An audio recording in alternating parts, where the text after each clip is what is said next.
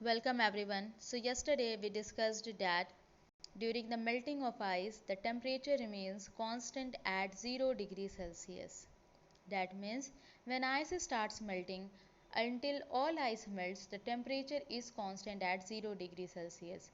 But during this period, during this process, we are continuously providing heat energy. So where does this heat energy is going if temperature is not rising?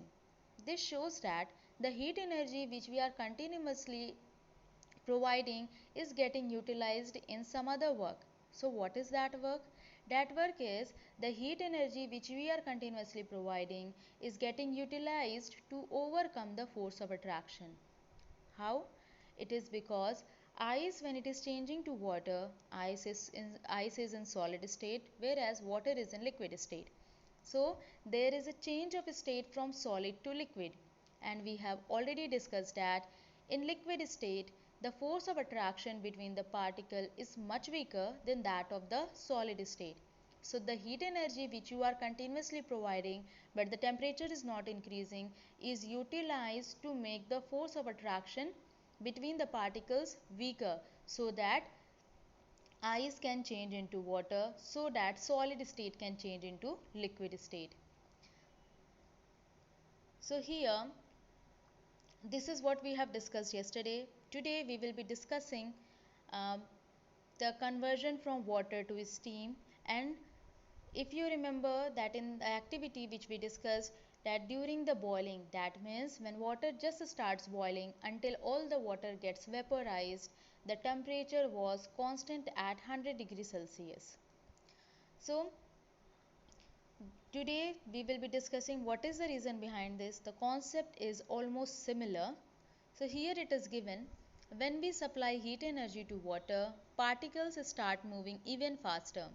At a certain temperature, a point is reached when the particles have enough energy to break free from the forces of attraction of each other.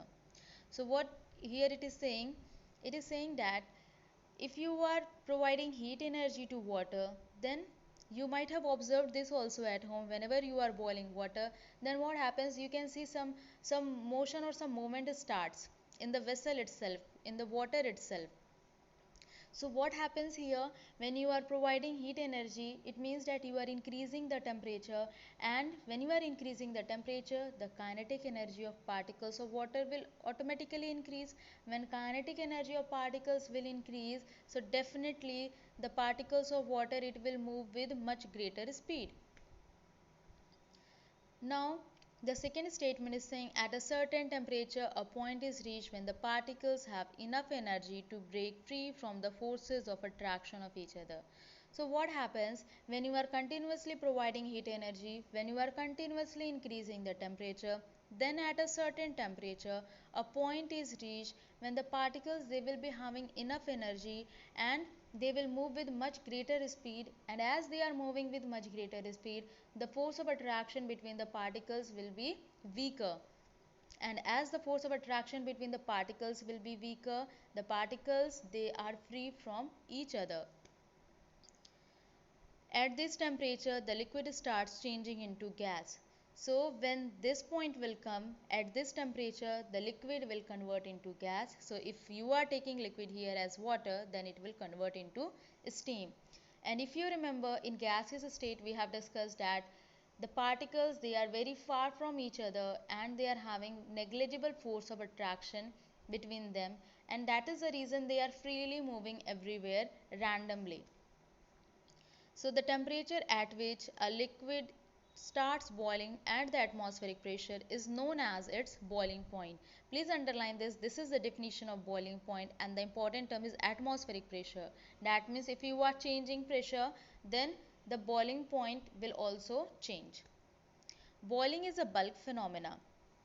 Bulk phenomena means here you are taking the complete volume of the water. For example, suppose if I am taking 1 liter of water in a pan and if I am boiling it, then what happens, all the particles of water which is present in 1 liter volume, all the particles, they will be having sufficient energy so that they can change into steam. That is why it is said to be bulk phenomena.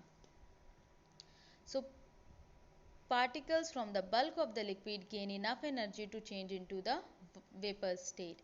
So here also we found the same thing.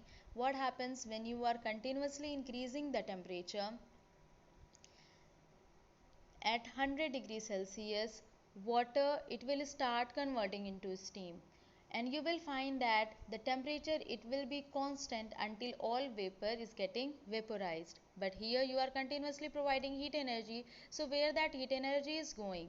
That heat energy in this case it is overcoming the force of attraction, because in gaseous state the force of attraction is much weaker as compared to that of liquid state.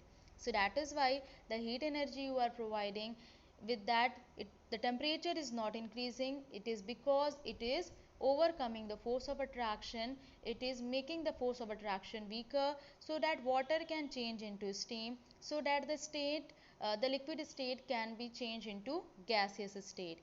So that is why I said the concept is almost the similar to that of the conversion from ice to water. So this is about that why during such process, or why during the transition or conversion from one state to other state, the temperature remains constant. And if you are continuously providing heat energy, so where does that heat energy is going?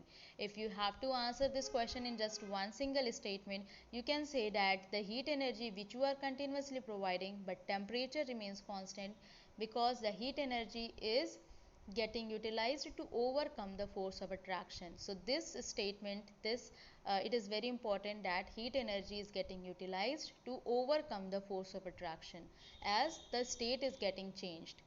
So this is for today. Tomorrow we will continue with this one.